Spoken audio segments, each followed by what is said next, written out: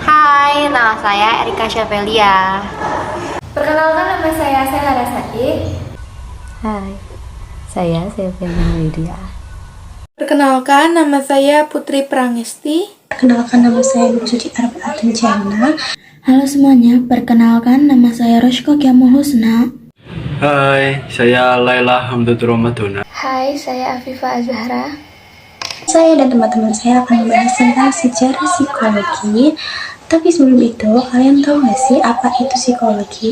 Jadi psikologi itu adalah ilmu dan terapan yang mempelajari tentang perilaku dan mental secara ilmiah. Selain itu, apa sih tujuan psikologi? Jadi tujuan psikologi itu untuk memahami individu atau kelompok dengan memperhatikan prinsip pribadi dan meneliti kasus spesifik. Selain itu, orang yang ahli dalam psikologi itu disebut apa sih? Orang yang ahli dalam bidang psikologi itu disebut psikolog. Mereka akan berusaha untuk memahami perubahan fungsi mental dan individu dalam perilaku sosial. Nah, setelah ini teman-teman aku bakal bahas sejarah psikologi secara lebih rinci. Psikologi dalam bahasa Yunani yaitu psiche yang artinya hidup dan jiwa. Kemudian logos yang berarti ilmu. Jadi secara harfiah psikologi dapat diartikan sebagai ilmu jiwa. Kemudian pengertian psikologi menurut para ahli. Yang pertama, Gardner Murphy. Ia memberikan perspektif bahwa psikologi merupakan ilmu yang mempelajari respon yang diberikan makhluk hidup terhadap lingkungannya. Yang kedua, Clifford T. Morgan memperspektifkan bahwa psikologi adalah ilmu yang mempelajari tentang tingkah laku manusia dan hewan. Yang ketiga, Dakir. Menurutnya psikologi adalah ilmu yang membahas tentang tingkah laku manusia dalam hubungannya dengan lingkungannya. Yang keempat,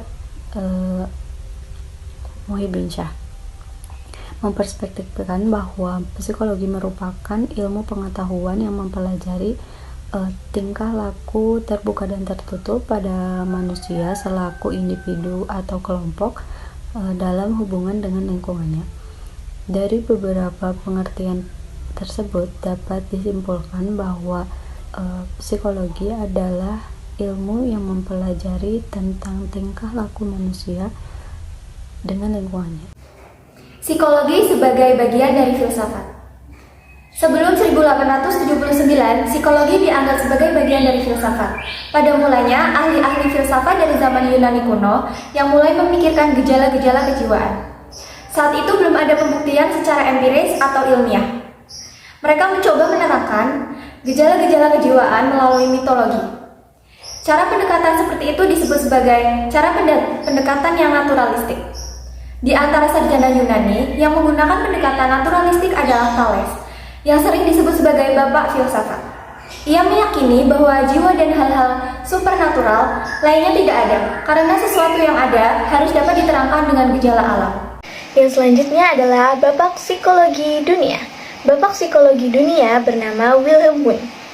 Beliau merupakan seorang tokoh yang berasal dari Jerman. Karena pada tahun 1879 beliau mendirikan sebuah laboratorium psikologi pertama di Leipzig, di mana merupakan titik awal psikologi sebagai suatu ilmu yang berdiri sendiri.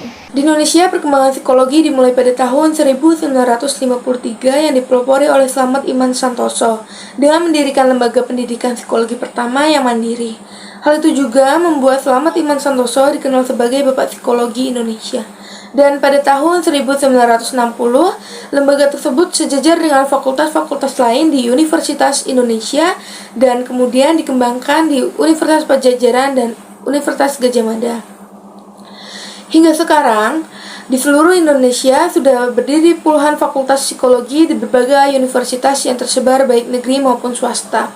Satu keunikan dari fakultas psikologi yang berkembang di Indonesia adalah tidak adanya jurusan seperti fakultas-fakultas lain atau psikologi berdiri sendiri sebagai fakultas. Di sini saya akan menyebutkan 3 tokoh yang mengikuti aliran behaviorisme. Yang pertama ada John B. Watson. Dia adalah the founder of behaviorism.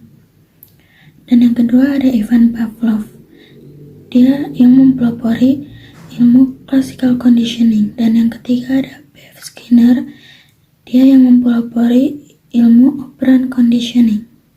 Saya akan menjelaskan tentang tokoh humanistik. Arthur Combs memiliki pendapat bahwa pelajar merupakan hal yang bisa terjadi tatkala bagi seseorang ada artinya. Abraham Maslow berpendapat bahwa proses belajar pada manusia merupakan proses yang dilaluinya untuk mengaktualisasikan dirinya. Carl Rogers berpendapat bahwa setiap manusia memiliki kecenderungan untuk mencapai kesempurnaan hidup, membentuk konsep hidup yang unik dan tingkah lakunya yang selaras dengan konsep kehidupan yang dimilikinya. Teori dari 3 tokoh, yaitu yang pertama teori kepribadian dari Sigmund Freud, yang mengemukakan bahwa kepribadian dipengaruhi 3 tingkat kesadaran, yaitu sadar, prasadar, dan tidak sadar. Yang kedua teori Alfred Adler, yaitu sesuatu yang dibawa sejak lahir, konsep mengenai diri kreatif dan keunikan kepribadian. Yang ketiga, teori dari Harry Stack-Sullivan. Harry Stack-Sullivan mencakup 4 teori, yaitu dinamisme, sistem diri, personifikasi, dan proses kognitif.